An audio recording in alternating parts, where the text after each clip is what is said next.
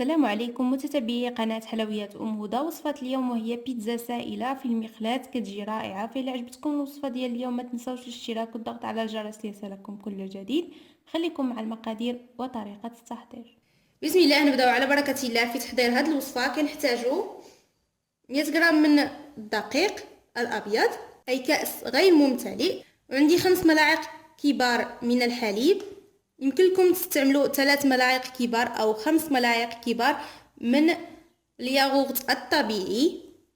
عندي 5 ملاعق كبار من زيت الزيتون، خميره الكيميائيه من وزن 7 غرام، القليل من الزعتر، وهنا القليل من الفلفل الأسود والملح، بيضة واحدة، عندي الزيتون مقطع في النصف، عندي هنايا صلصة الطماطم الخاصة بالبيتزا فايت لي سبق لي حضرتها معكم، غادي تلقاو الرابط أسفل الفيديو في صندوق الوصف.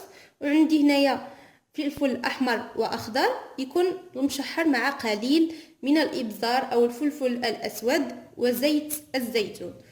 وهنايا عندي جبن احمر محكوك، او يمكن لكم اللي متوفر عندكم جبن موتزاريلا او اي حاجه عندكم متوفره من الجبن. نبداو على بركه الله.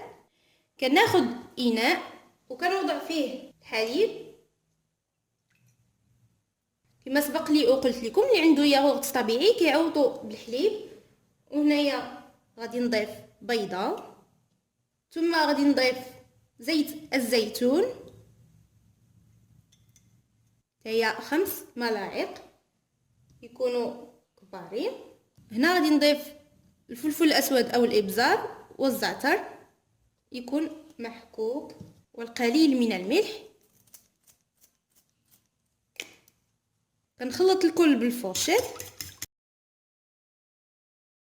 ثم هنايا غادي نضيف الدقيق، ولازم انني نخلو اولا، وانا كنخلط نفس الوقت.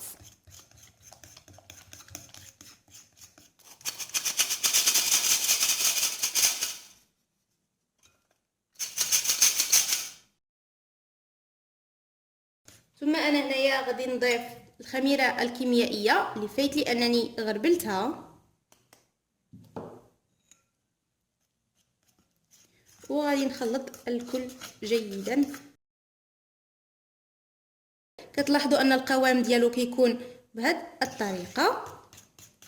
كناخذ مقلاة، وهنايا كتاخذوا مقلاة غير لاصقه وكتوضعوا فيها الزيت القليل 3 ملاعق. ثم كناخذ الخليط نتاعي وكنفرغو في هذه المقلاة هذه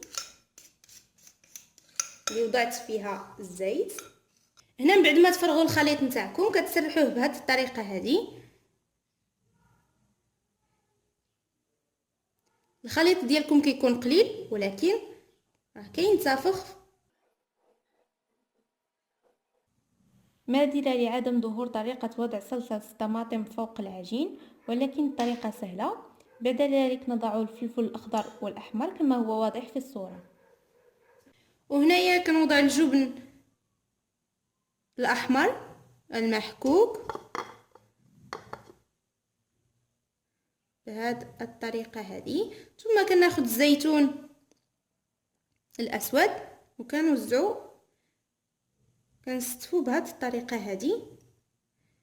يمكن لكم الحشوه يعني كتفنوا فيها، ماشي بالضروره هذه الحشوه هذه.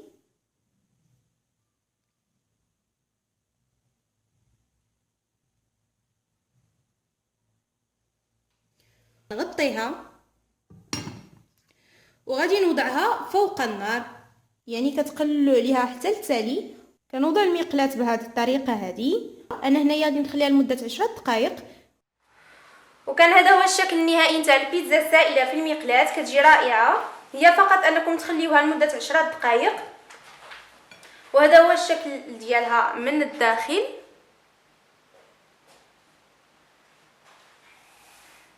كتجي طيبه من التحت. فإلا عجبتكم الوصفه ديال اليوم ما تنساوش الاشتراك والضغط على الجرس ليصلكم كل جديد. والسلام عليكم.